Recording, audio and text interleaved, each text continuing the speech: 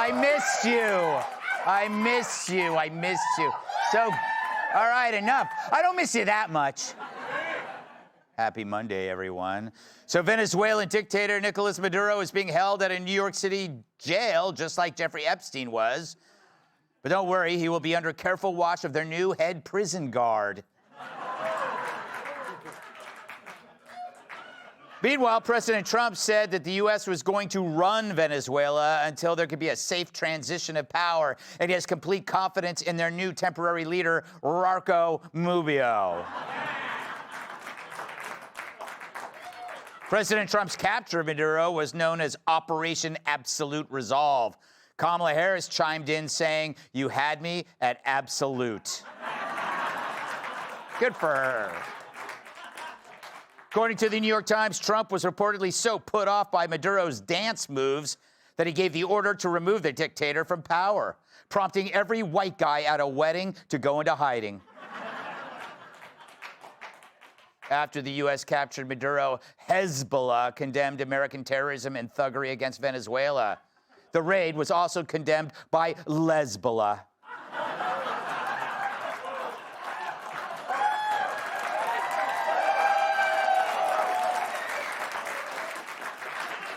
You guys love a good pun.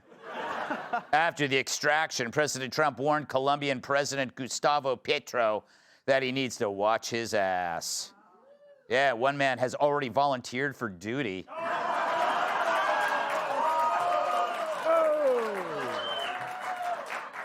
And before they have any elections in Venezuela, Trump says he wants to restore law and order. And if he's successful, he plans on bringing back T.J. Hooker. Good show. Amid the billion-dollar Somali fraud scandal, Tim Walz has dropped out of the Minnesota governor's race.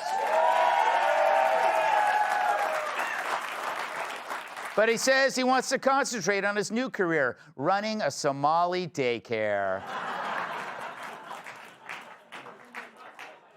And finally, a man who pretends to be a woman was reportedly caught masturbating in a Planet Fitness bathroom. In other news, I've been banned from Planet Fitness.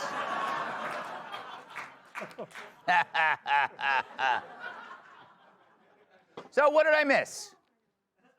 Well, nothing. And that's the point. Because if you've been paying attention, nothing Donald Trump does should surprise you by now. It's like being shocked every time I seduce your mom. But Trump is a man of action, and when the action has a big upside and minimal risk, he takes it. He doesn't hold a seminar. He doesn't ask Europe how they feel about it. He just does it. And on Saturday, he did it. Now, are there good reasons to capture Maduro? Sure, drugs. But there's so much more. Venezuela sucks as a neighbor. It's like living next to a crack den, where the problem isn't just the crack, it's the lowlifes it attracts. Venezuela didn't just become a mess that plunged its citizens into a nightmare of hunger, violence, and corruption. It became a summer camp for the worst anti-American forces. Every thug, terrorist, international operative that hates our guts. Tren de Aragua, Hezbollah, Chinese agents. The country was full of more bad hombres than a P. Diddy freak-off on Cinco de Mayo. Yeah, that's bad. And Maduro wasn't even Venezuela's guy. His last election win was as legit as Ilhan Omar's marriage license.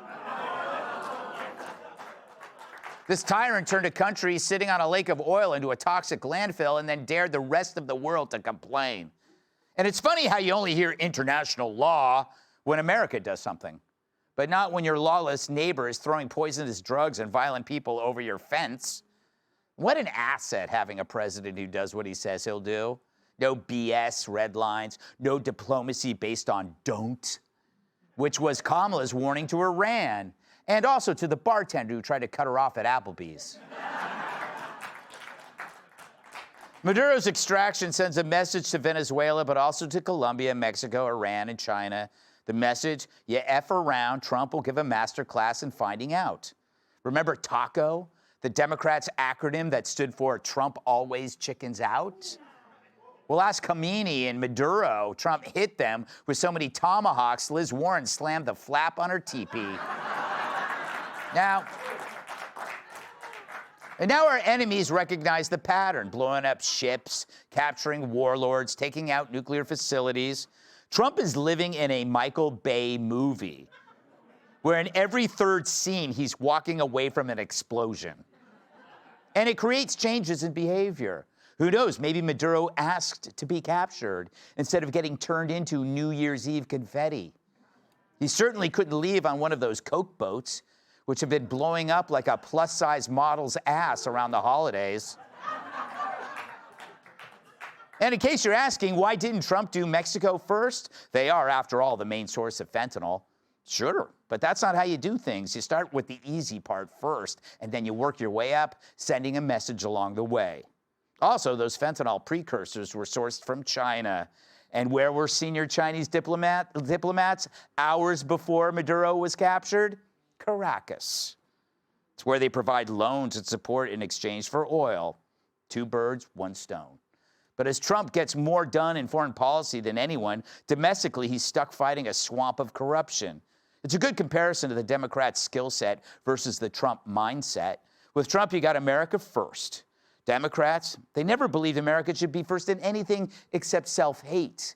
So they hide their fraud inside complexity, government programs, posturing legislation, foreign policy jargon, international law. Meanwhile, they're just too virtuous to ensure the safety of Americans. But the funniest part?